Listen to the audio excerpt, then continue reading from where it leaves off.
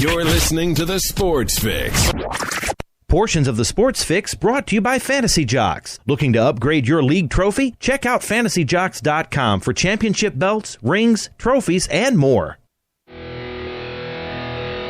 Sports Fix listeners, don't wait all day or all week to get in on the fun. The party doesn't stop when we go off the air all week long. The Sports Fix social media sites are your one-stop shop for all things Cleveland sports. Jump over to Facebook.com/TheSportsFix, Facebook.com/TheSportsFix, and become a fan today because we love fans and they create some of the best sports talk in town, Daddy. You'll enjoy talking to your fellow Cleveland sports fans on the Sports Fix fan page. And if Twitter's your thing, well, you know how we do it. Tweet with us at TheSportsFixCLE. It's that simple. Twitter.com/TheSportsFixCLE, baby. Chat live with the crew during all your favorite Cleveland sports events, tickets and contests and trivia and so much more. Get with us today, The Sports Fix on social media, Facebook.com/TheSportsFix. Tweet with us at TheSportsFixCLE. Join the Sports Fix on Facebook and Twitter today. I'm Tyler Zeller, and you're listening to The Sports Fix. Live in Ohio, it's time to get your fix. The Sports Fix.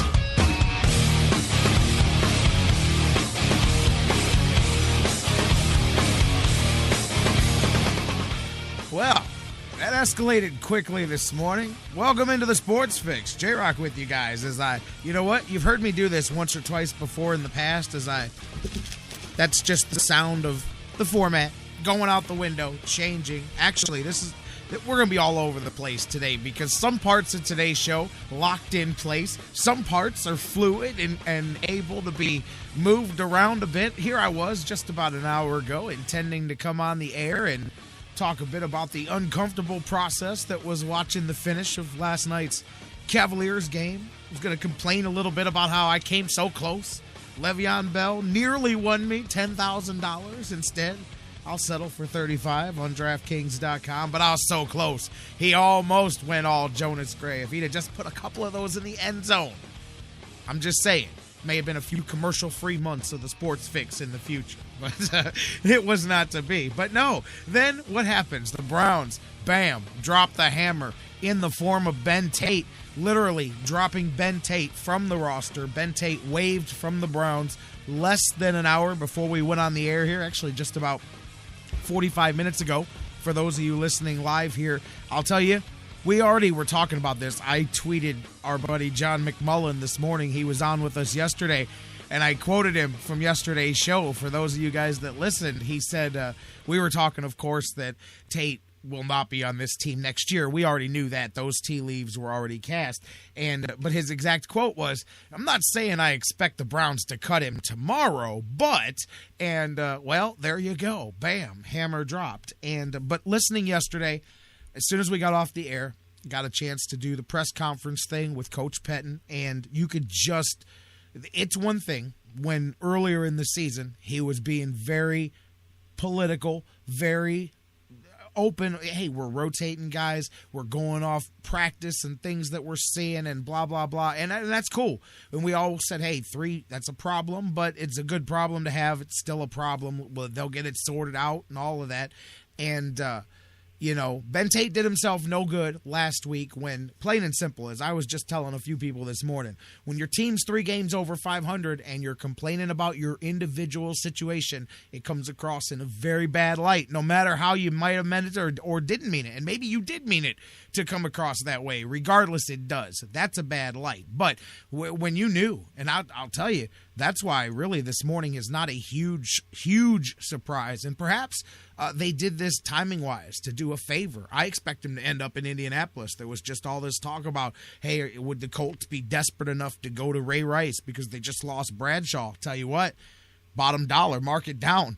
He's going to join Josh Cribbs, who just signed with the Colts. They're going to come.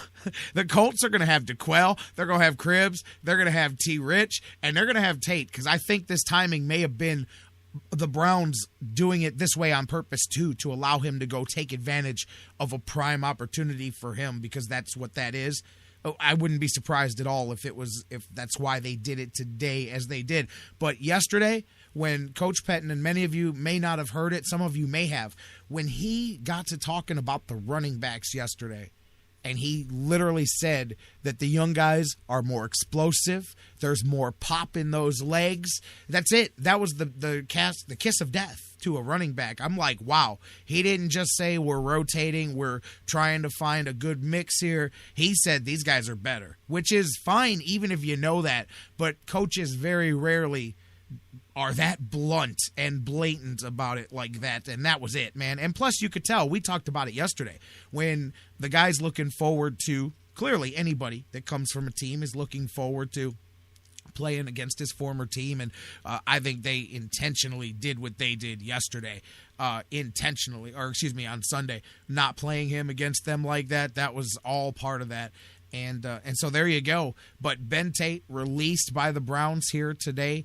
He'll now go through the waiver process. So I guess it's no guarantee that he goes to the Colts too, because they'll have to go through, it's reverse order on the waiver, so it'll go bottom of the records on up, any teams that make claims on him or whatever. So we'll see where he ends up, but I wouldn't be surprised at all. They're definitely going to be one of the teams that makes a claim on him, but we'll see. And that's going to be really interesting when they come here. But as I mentioned too, and we'll talk more about it in a little bit in the show with Dr. Football later on, but Josh Cribbs, former Brown, and of course we talked about the kick return problems for the Browns, and his name's come out several times by fans. I've mentioned it. Lots of people have brought that up.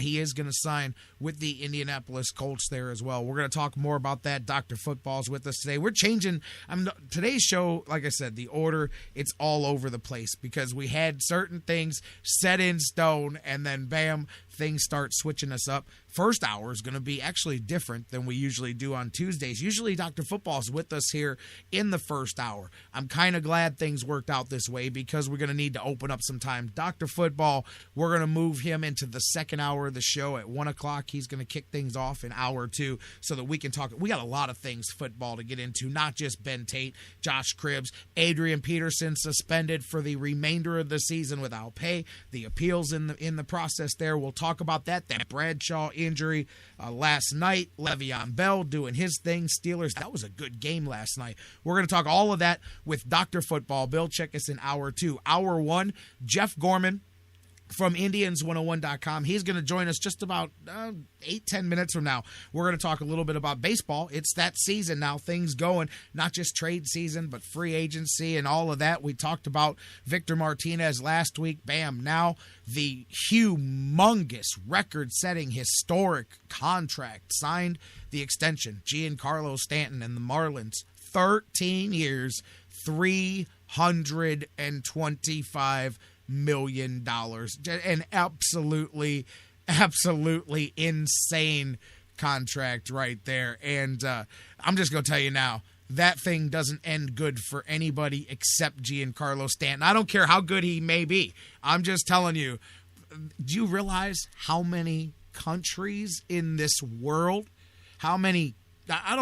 there may be some third world continents. No, I'm exaggerating. But do you know how many places, like whole large masses of people, don't have $325 million economies or economic ecosystem? I mean, do you realize what an amount of money that is? I mean, I think sometimes these things get talked about and you just get numb to hearing it.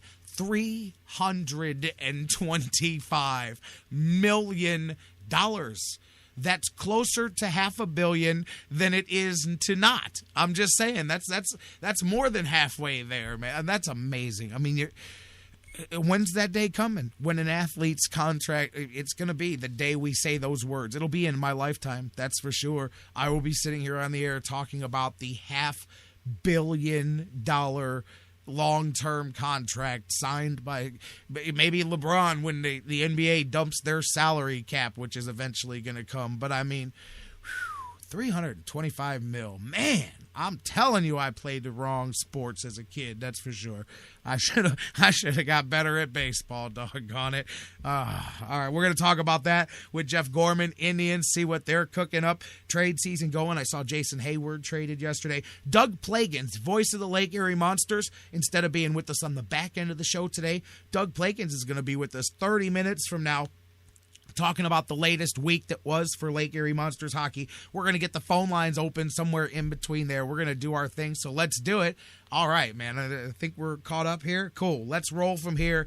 And at some point, we're going to talk about the Cavaliers' ugly loss last night. We'll get to talking about some Monday Night Football. Like I said, it's all in flux and moving around. This is the Sports Fix. No matter what order we do it, we get to it all here across the Sports Fix Radio Network. Welcome in, you guys, as I'm on my second pot of coffee here this morning, and rolling fast, baby, as you can hear. We got a lot to get to, a lot to get into across the Sports Fix Radio Network. Welcome you guys that join us each day, weekdays at noon, right here, whether you're listening live on TuneIn and their radio app worldwide in HD, crystal clear audio. Maybe you're listening live on Spreaker and Mixler or on our website, thesportsfix.net. Make sure you bookmark that, by the way, if you don't. It is your one-stop shop for all things Cleveland sports, as we like to say here, thesportsfix.net. Welcome in all of you, thousands around the world, also listening on digital delay, 24 hours a day in every different time zone there is, baby. Trust me, I still, as much as I know that people do that, I still laugh sometimes when I get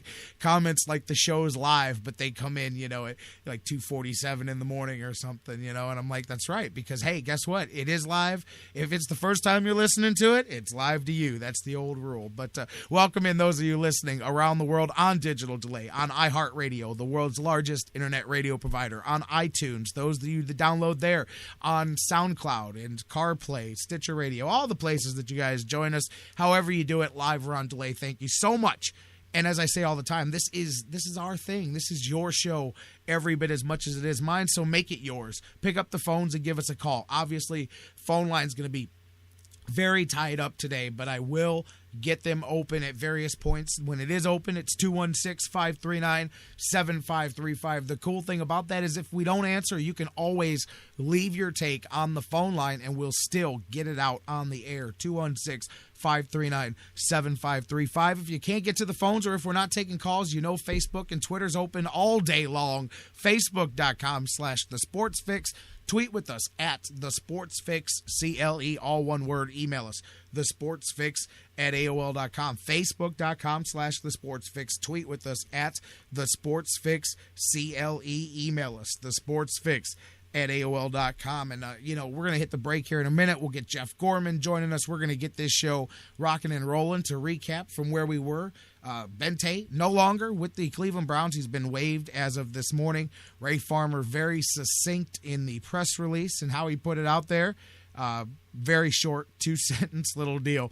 With all the transactions we make while constructing our roster, it will always be our intent to do what's best for the football team. This move is no different. We wish Ben Tate the best going forward. Short and sweet. Ben Tate started 6 games, played in 8 games for the Browns this year. He was banged up a bit. He rushed for 333 yards, 4 touchdowns, had 9 receptions, I believe, for 100 and some yards as well. And that's it. That's going to be the tale of the Tate, as they say. See, like how I did that? It's going to be the end of the career here for Ben Tate. Like I said, he's in the waiver system now. I expect him to end up in Indianapolis unless somebody with a worse record claims him, and he may end up having to. Who knows? I mean, for all he knows, he could end up in Oakland. I don't know. Good luck to him. I don't know, but he saw his way out of here pretty quickly. That thing. I'll tell you what.